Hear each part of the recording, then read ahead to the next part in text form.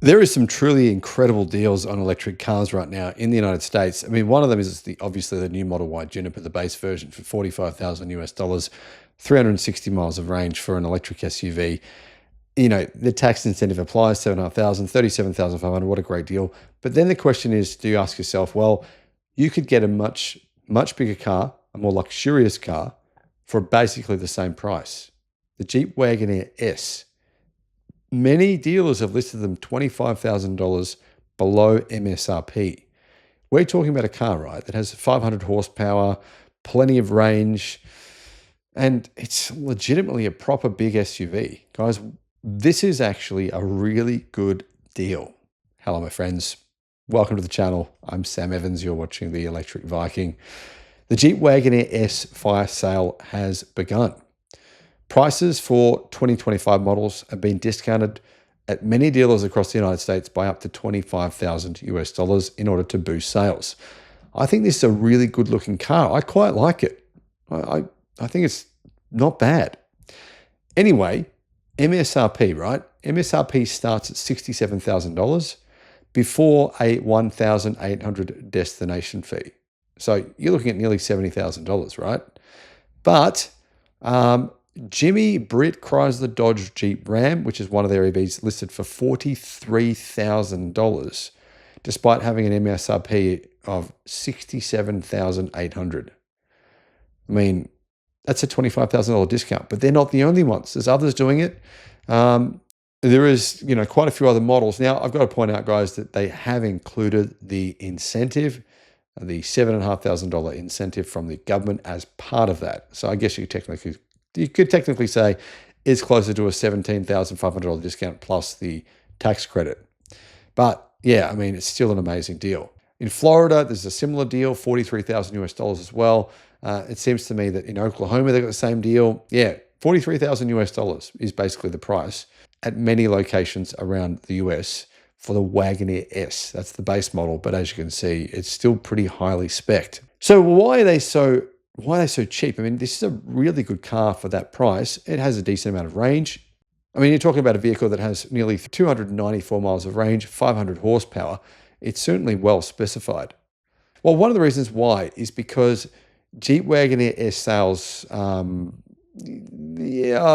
so great. Okay, put it this way. Ford Mustang Mach-E, Ford delivered 2,927 in Q1, which was a decline of 40%. And that's not great news.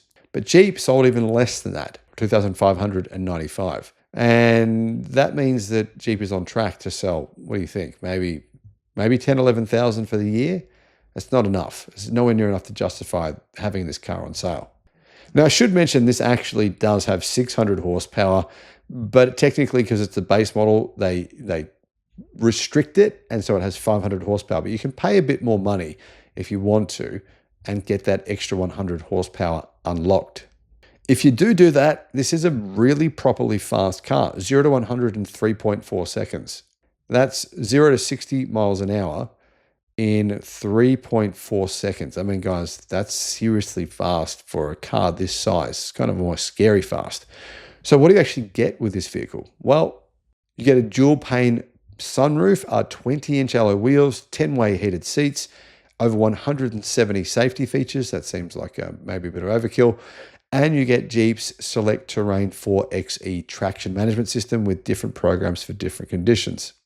Charging speed for this car is actually pretty good. You can charge from 20 to 80% in only 23 minutes, meaning charging speed sounds like it's pretty close to around 300 to 350 kilowatt. So it also comes with a 48-volt level 2 home charger, or public charge credits from Stellantis' Free to Move ecosystem. And I think if you combine all that and you look at the price of this thing, man, it's incredibly good value at these prices. Guys, what are your thoughts about this? Would you consider getting one? Let me know what you think in the comments.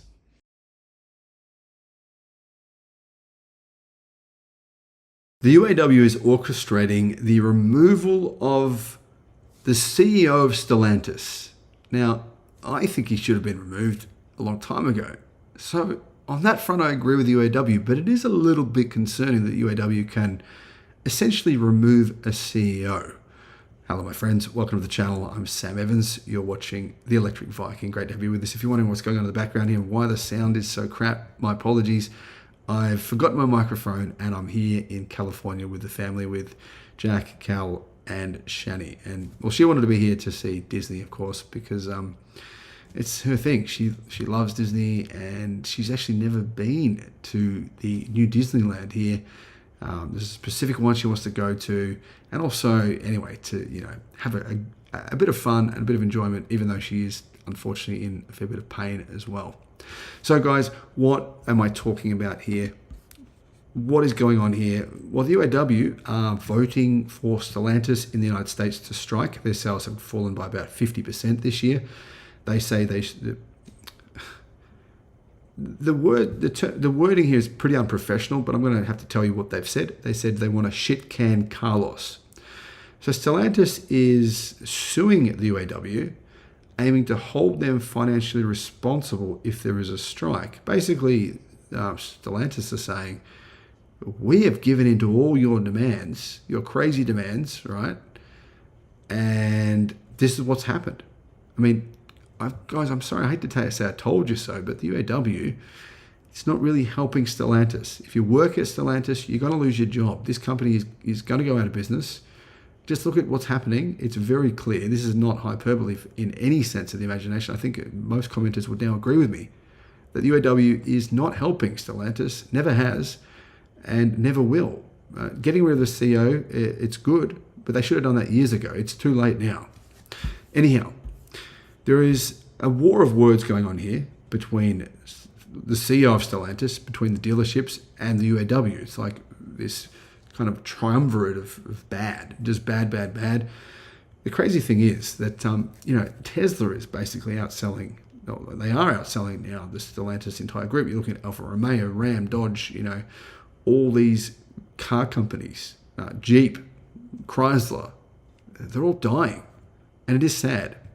Now, the UAW is closer to striking at Stellantis as a supermajority of members at the Los Angeles Parts Distribution Center have voted in favor of requesting a strike authorization if the company doesn't follow through on commitments made in the contract signed last year. This ramps up the pressure on the group, on Stellantis, which has been engaged in a public war of words with the union for weeks, and a public war of words with Stellantis dealerships, particularly Jeep and Ram and Dodge dealerships.